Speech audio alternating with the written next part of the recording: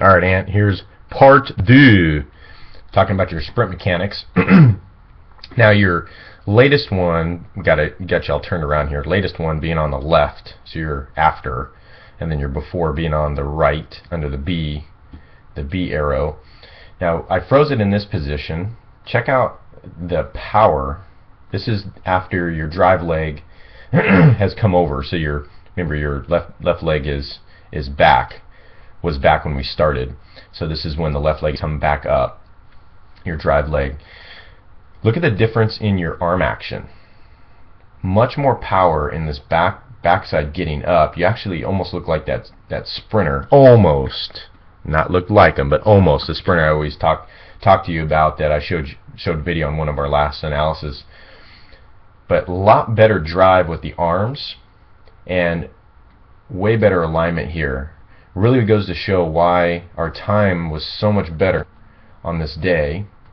Let's see if I can bring you out. Bring it back. Okay, and then bring this guy back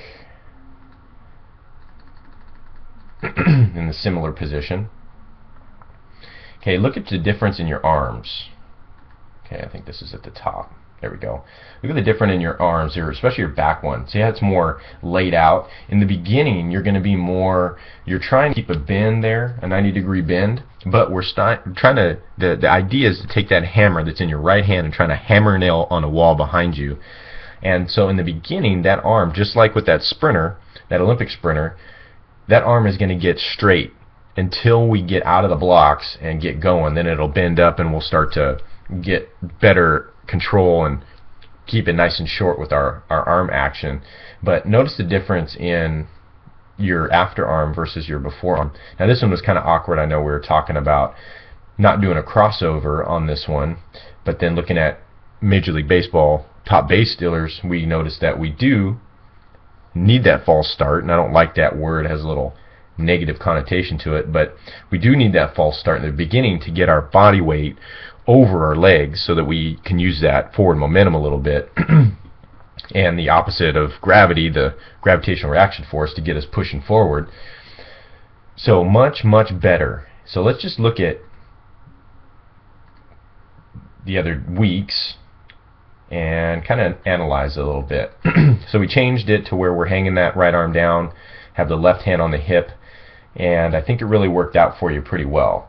So as we come up, we're working on pushing this arm back because this leg is already forward, so we need to get that going back so we get our tempo going, and we're sliding that front foot back a little bit, whereas most people call that the false start.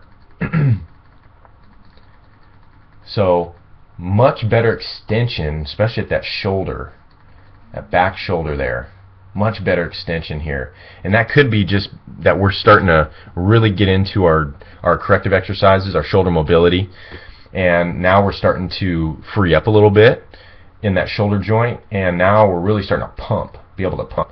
It's really getting exciting. Once we start to really put some weights, get you doing a lot of deadlifts and power stuff, you're going to be, these legs are going to be pounding the ground, man. But from here, we have good drive. Look how high that elbow's getting in that shoulder there in your left arm. We weren't doing that before. If we look at this one, okay, from that drive leg, okay, you see that? I mean, it looks stuck.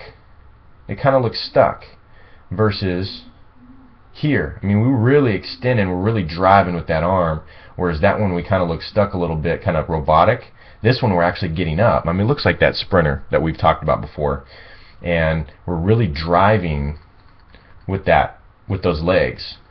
Let's take a look at where your legs are. Obviously, we slide that front foot back a little bit to get our body out in front. Okay, and then not bad, man. That's so much better where your foot's landing more under your butt. I mean, it's come a long way. It was out in front here before, so it's come a long way. Let's actually look at this other one, see where it was. Let's see. So that's a little under your butt too. Let's see where it started. There. Okay, so just right under here, right under that hip. and about the same. Yeah, about right there. So about the same, maybe an inch forward maybe, but much better extension at that shoulder. Really good with the knee drive. I know you were really focusing on that knee drive, trying to get that knee up, especially on our time sprints. So much better, brother. Keep working at it. Keep doing your corrective exercises, and we'll start adding some weight, some heavy loading to that body. We'll get you going. So keep it up, brother.